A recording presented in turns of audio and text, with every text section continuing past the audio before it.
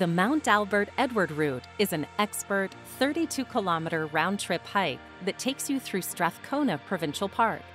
This hike climbs approximately 1,350 meters to the summit of Mount Albert Edward and is commonly done in 1 to 3 days.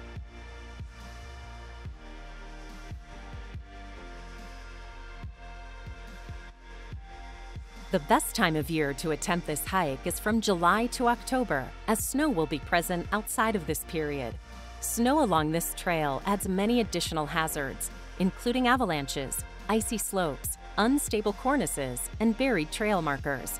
Therefore, if you are attempting this hike in the winter or spring, make sure you have the necessary skills, equipment, and knowledge to travel through snow and avalanche terrain. Avalanche forecasts can be found at avalanche.ca. As with every hike, make sure you carry the essentials, which includes packing warm and waterproof clothing, a good pair of hiking boots, a headlamp, and extra food and water. If you are attempting this trail in spring and early summer, we recommend carrying microspikes. Also, with limited phone reception on this trail, we suggest you bring an emergency communication device. Always check the local Strathcona weather forecast before heading off. It's important to remember that you will be venturing deep into the backcountry and up into the exposed alpine, where heavy rain, strong winds, snow, fog, and freezing temperatures are common well into the summer. Make sure you leave a detailed trip plan with a trusted contact. For a quick and easy way to file a trip plan, download the Adventure Smart app at any leading app store. Now, let Adventure Smart guide you through this challenging Strathcona Provincial Park trail. Starting at the Paradise Meadows trailhead, there are 2 options to get to the base of Mount Albert Edward. The shorter but rougher option takes you via the Helen Mackenzie Trail to Helen Mackenzie Lake before branching west around the lake. The lake section of the trail is severely eroded, with exposed roots and rocks, and can be very muddy and slippery, in particular at the head of the lake. So make sure you watch your footing here to avoid twisting your ankle. Alternatively, BC Park suggests taking the trail to Battleship Lake, continuing around the eastern side of Mount Elma, and then following the signs for Lady Lake and Quay Lake.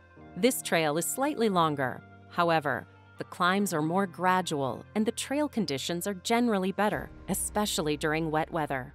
Both trail options weave through the open forest before they meet west of Quay Lake at Whiskey Meadows. Quay Lake is an excellent camping spot. However, as Circlet Lake is at the base of the mountain, most people normally choose to hike the extra 3.5 kilometers to camp there. Regardless of which campground you stay at, we recommend getting up and starting early. Although you've already done a good portion of the trail, the summit is still a 5 to 8 hour return hike from either campground. So fill up your water bottle and make sure you pack and carry all the essentials with you on the way to the summit. When you leave Circlet Lake, you'll quickly reach the beginning of the climb. This is one of the most physically demanding sections of the route, as you'll be climbing just over 400 meters in elevation for 2 kilometers, and you will have to scramble over rocks and roots using your hands for balance. Once you cross the small plateau and complete a second short climb, you'll arrive on the ridgeline, where you will find a large rock cairn and some signposts. Remember the rock cairn, as this is an essential intersection, which is often missed, particularly on the descent. It's also a critical decision-making point. From here, you will be high in the alpine and exposed to any severe weather. So take the time to reassess your group's fitness, the weather, and the trail conditions. If poor weather, fog, or snow is present, make sure you have the necessary equipment to safely carry on beyond this point. If you are unsure about any of the above, consider enjoying the views from here and then playing it safe by turning around. From here, the route heads left, and small rock cairns will become your main source of trail markers. However, these rock cairns are not official markers and have led people astray, so make sure you carry a map and compass, or GPS. Approximately 2 kilometers after your left turn at the rock cairn, the ridgeline will start to widen. During periods of low cloud, this can be quite disorienting, whereas on a clear day, it's hard to go wrong, as you'll have a great view of the summit along the entire ridge. Keep the summit in sight and follow the faint route that heads directly to it. The rock and scree up here can be very unstable and slippery, so take your time and watch your footing. After approximately 3 to 5 hours of hiking from Circlet Lake, you'll be nearing the summit. Once you reach the summit, put on a warm layer, have some water, and enjoy the amazing views. But remember, this is only halfway, so don't linger up here too long. During the descent, there are 2 key spots that commonly result in search and rescue calls, especially during foggy conditions. The first location is at the Mount Frink Junction.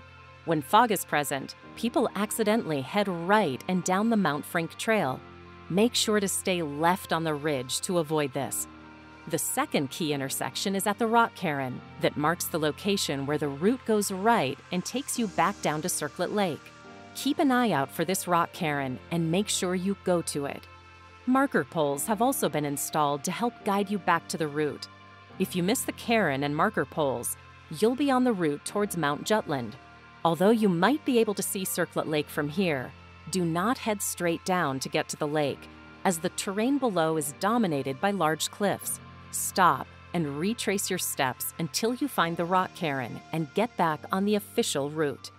Once you're off the ridge and back on the trail, you'll just need to follow the well-formed trail back to your campground and then hike the remaining 10 kilometers back to the trailhead.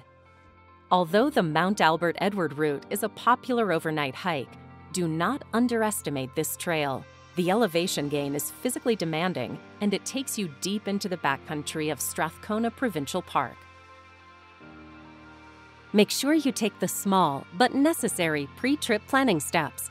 Get the training and take the essential equipment to successfully and safely complete this hike.